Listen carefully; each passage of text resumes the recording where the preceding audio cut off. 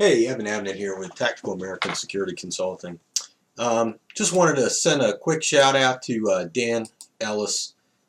Just for those of you who don't know, Dan is a friend of ours here at US Task, and he is undergoing a lot of issues. He's been diagnosed with cancer, and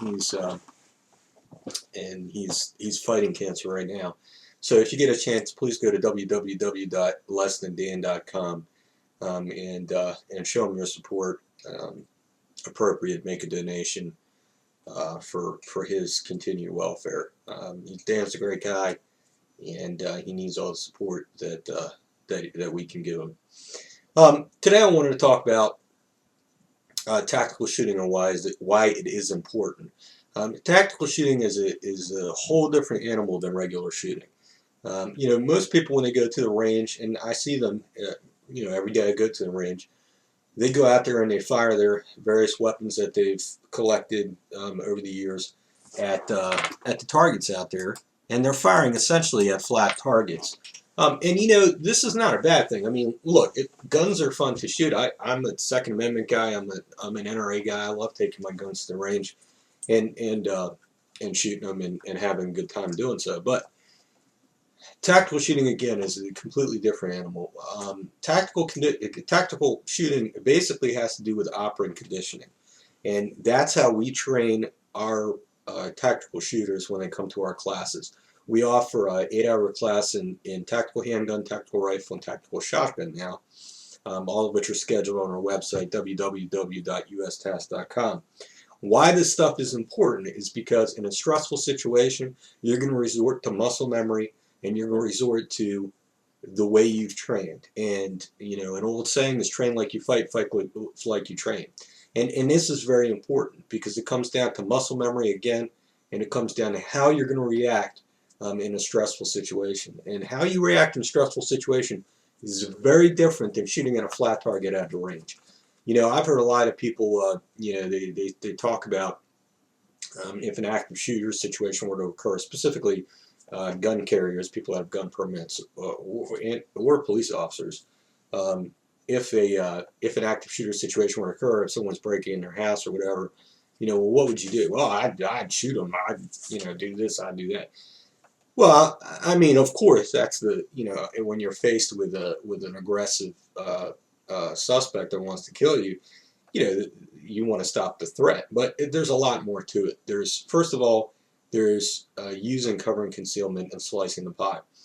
Using cover and concealment is very important in an aggressive situation because you want to be able to engage your shooter before he can engage you, and you want to present the least amount of mass to your shooter, meaning body mass to your shooter, than he's presenting to you.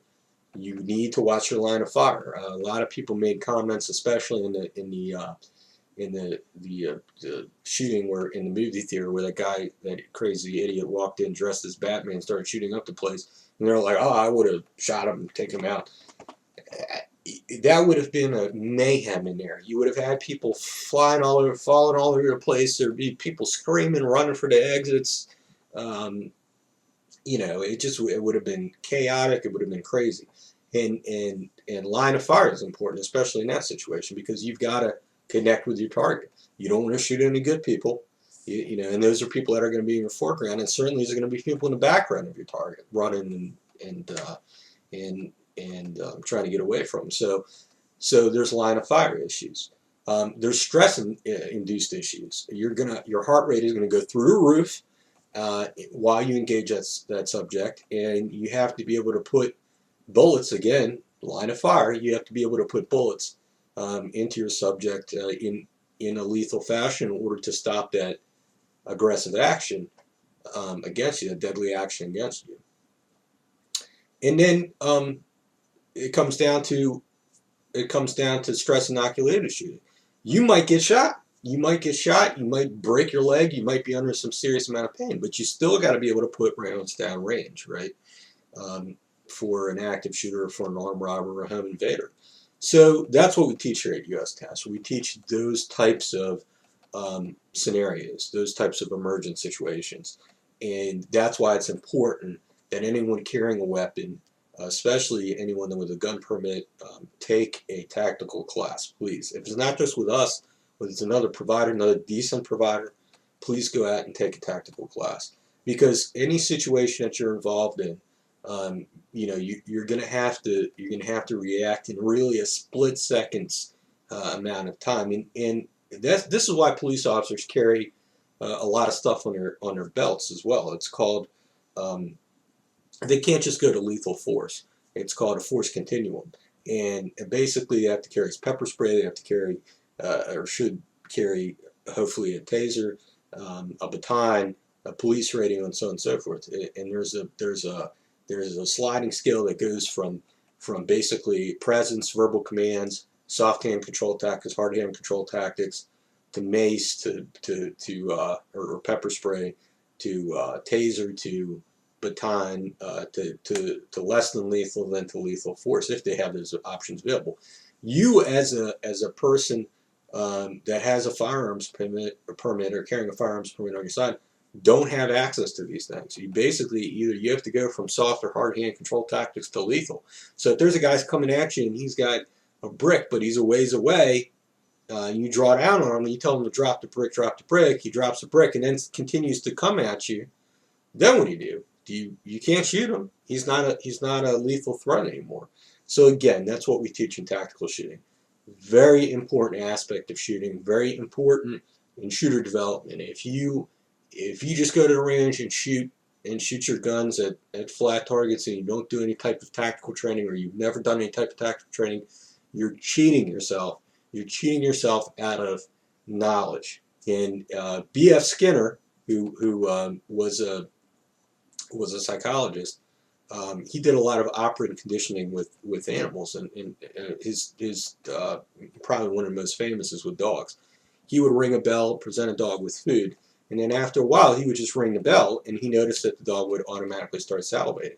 Operant conditioning basically states that animals, including human beings, they are going to do things that they're rewarded for, and they're going to do things that they're not going to do things that are painful or have a non-stimulus to them. And that's the same type of conditioning that we place in our training classes, in that we reinforce our tactical training with beneficial, real-time feedback about how you're doing, what you did right, what you need to correct, and so on and so forth. And that allows our shooters to develop more tactical mindset and more of a stress-free learning environment. And when I talk about stress, there's two types of stress basically. There's a stress where your instructor is stressing you because he's a poor instructor, meaning that he's yelling at you or whatever for no reason.